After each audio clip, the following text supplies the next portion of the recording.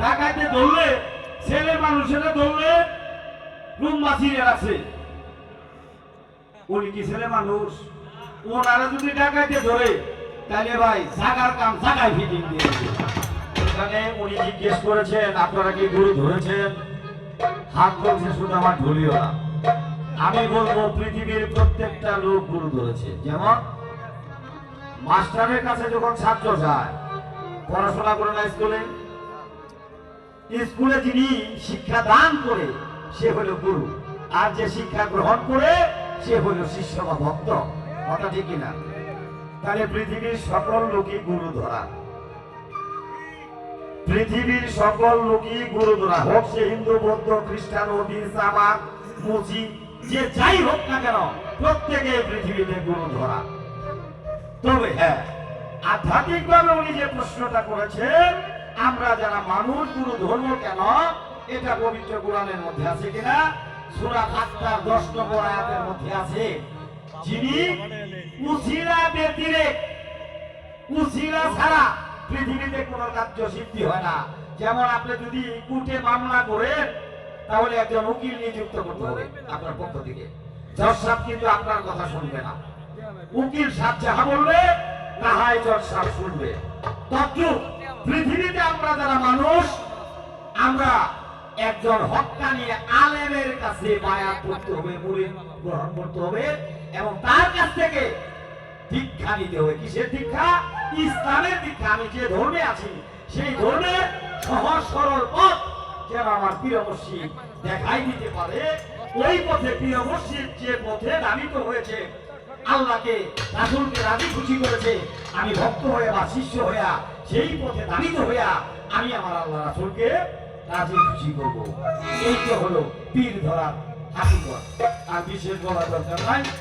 এবার একটা গল্প দিছে, গল্পটা মুখের দিকে চাইলে মায়া লাগে, কারণ আমার ছোটবেলার মানুষ।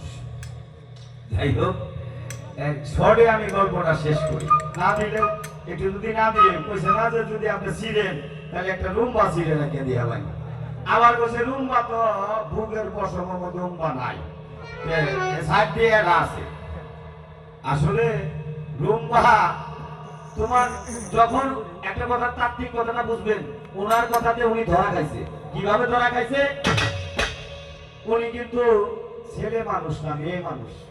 গল্পটা দিছে ছেলে মানুষ, ছেলেটার বউ গেছে নদীর ওই পারে শ্বশুর বাড়ি গেছে, 12টার সময় ঘুম থেকে জায়গা থেকে বউ নাই, বউর ঘেরা উঠছে, সে যাইতেছে ওই শ্বশুর বাড়ি, রাস্তায় ডাকাতে ধরছে।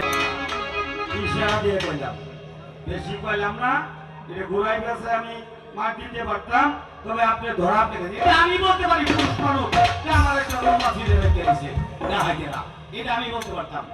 এটা আপনার বেলায় মানায় না। শিক্ষাটা এখানেও দিয়ে দিলাম, যে মনে রাখবেন এই কথা আর কোনোদিন কোনো মামলার সামনে বলবেন না, কারণ আপনার মতো মেয়ে মানুষ যদি পায় রাতের বেলা আল্লাহ এটা মালিক এই বাবা জানে, আমি আর কিছু কইলাম নাকি। এই গানের কথা এখানে শেষ। সোনার বাংলাদেশ।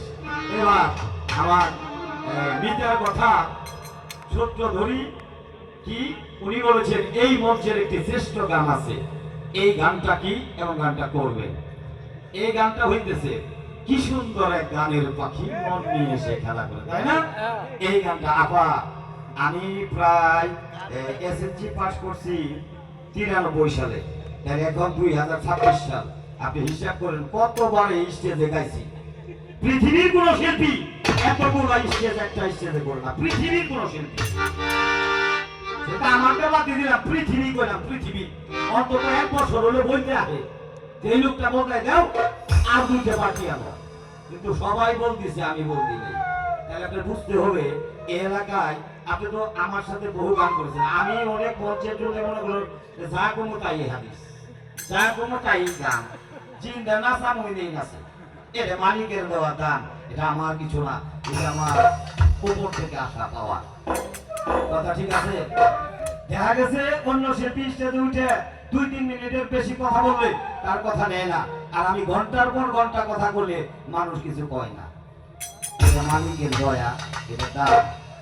আর দেশের মানুষের গান দেশে শুনে এরকম শিল্পী বাংলাদেশে দেখি নাই। সারা বাংলাদেশ আমিও গান করি, বহু শিল্পীর এলাকায় যাই, পাশের কাতারে থাকে, কিন্তু আমার দেশ যত বড় শিল্পী হোক আমি সামনের কাতারে শিল্পী।